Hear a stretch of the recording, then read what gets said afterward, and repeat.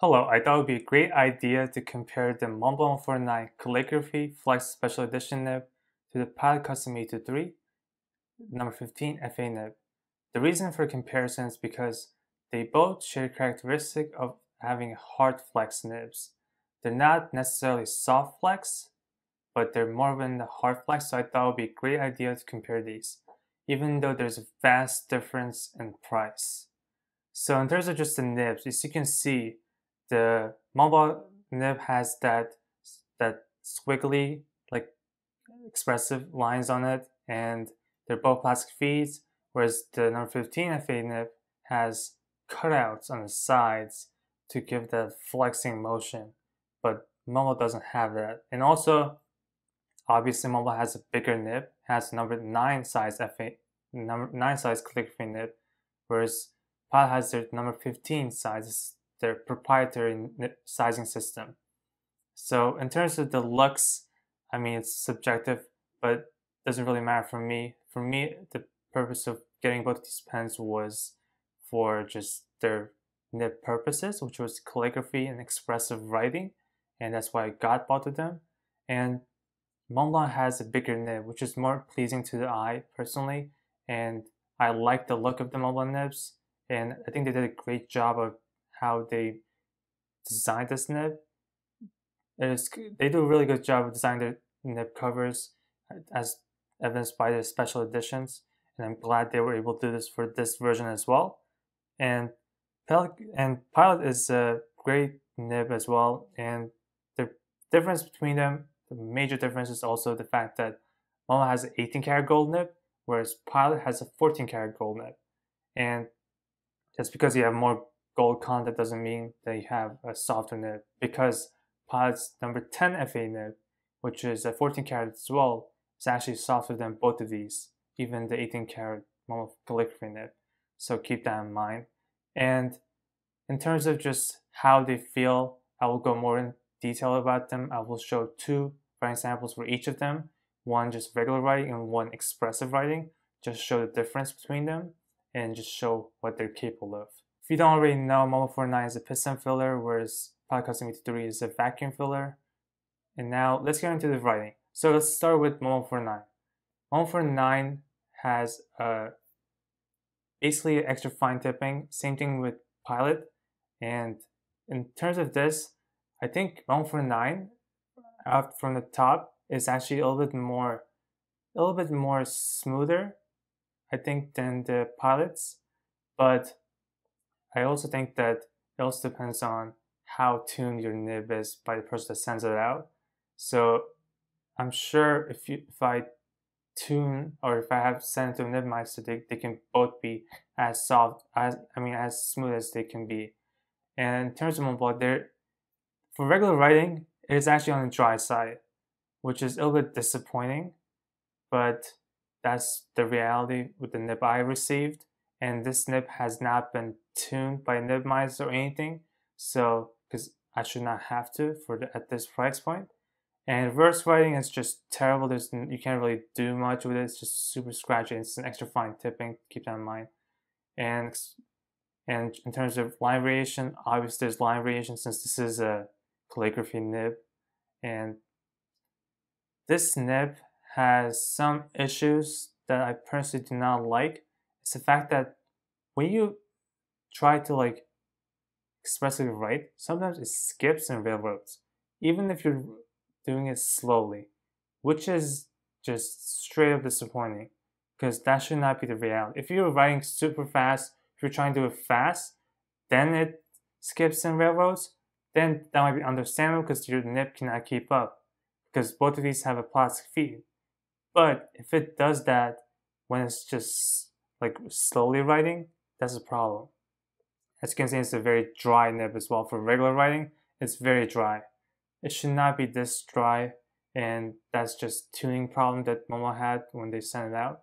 Now in terms of regular writing for Pilot Custom 823, Pilot Custom 823 is also smooth, but keep in mind this is a Japanese extra fine tipping, so it's a little bit more finer, and it also depends on the ink.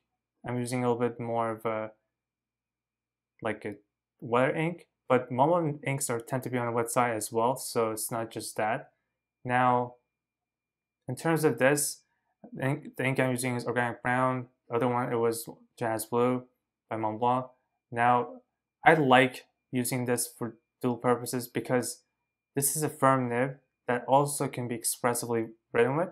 So you can write with this for daily use with no problem, which I enjoy. But that is not the case with Montblanc 49 Calligraphy for one main reason, the fact that it's too dry for my opinion. So I might have to send it to a nib mice to make it a little bit more wet. But it also does not have, it also has a problem that I do not like, which is the fact that it kind of squeaks. It's almost like you feel like your pen might break. You feel that feeling with Montblanc 49 Calligraphy. And I felt that after testing it for this long time. And I don't know why that's the case. And in terms of reverse writing, this is not great either for obvious reasons because it's like extra fine tipping. And line variation, I have no problem with this. You have to push a little bit because this is a hard flex, so you have to keep that in mind. But I enjoy that because you can use this as a dual purpose nib. If I want to just exclusively just use expressive writing, then I will go with my number 10 FA nib. If I want to use it for dual purposes, then I love this nib because this has a lot of ink capacity and you can use it as dual purposes. And in terms of wetness, as you can see, it's not bad for a pen that has extra fine tipping. See, this is way more adequately tuned, has good ink flow compared to 149. Now let's get into just the expressive writing and the line variation specifically with 149. As you can see, you can get some line variation out of this nib if you push it, but as you can see, you have skipping and railroading even if I'm going slowly, which is ridiculous. And this pen comes around the price of $1,000. So there should be no reason why out of the box I'm having skipping and railroading when I'm going slowly. That is just unacceptable and that should never be the case. But that is reality with this pen. And as you can see, you can get some line variation when it does actually give you the line variation and then the feet can keep up. But you have railroading and skipping still, which it is not just like the misalignment of the nib or anything, because I checked, it's the fact that the feet cannot keep up. And both this and Pilot use a plastic feet, so it's not a matter of just, oh, if they had an ebonite feet, then it might keep up. But if Pilot is able to achieve the same result but better without skipping and railroading when you write slowly, there should be no reason why Montblanc, that is a brand that is so big and has so much resources, is not able to achieve the same result while costing about 3 times more than the Pilot Custom 8-3 15 FA nib. So I'm just disappointed in Montblanc and how they could not deliver with this nib. Now let's get into Pilot Custom 8-3 expressive writing and line variation. As you can see, you can just do slide writing and you can create so much line variation for regular writing and just if you push the nib a little bit. So I love this nib for that purpose, and I don't get any railroading. I don't get any skipping, nothing like that. And I did not have this tuned by a Nibmeister. This was just straight out of the box. So I've had a great experience with this, and the same thing applies to my number 10 FA nib, which had a great experience because they did not railroad, they did not skip or anything like that when you write slowly. If you write super fast, obviously the feed will not be able to keep up. That's the case with any modern nib, and that applies for vintage flex as well because you have to give time for the feed to keep up with your nib. But I love this Pilot Custom 8-3 nib. At this price, you can get this around $200 with an FA nib. That's around that price for just, it doesn't have to be Pilot Custom 8-3 body, but you can get around $200, which is a great deal in my opinion. So in the end, I just want to explain the price difference first. Montblanc for 9, like it retails for 900 something, and it says discontinued now. But they have a newer version. They have it released in their solitaire edition, which is 146 size. And the thing that's really disappointing in my opinion is the fact that at this price point, where this Montblanc for 9 calligraphy nib costs about 3 times more than this Pilot Custom 8-3, FA nib is ridiculous and it does not perform at the same level. I've heard stories about like some other people having the same issues. I'm guessing like if I have this tuned by Nibmeister, I will be able to fix the dryness of the nib when it's regular writing, but it will not fix that railroading and skipping and that squeaky feeling that might break this nib, which is very disappointing in my opinion. Let me know what your opinion is. Let me know what your experience has been with your Montblanc 49 and Custom 3 or 15 size FA nibs in the comment section below.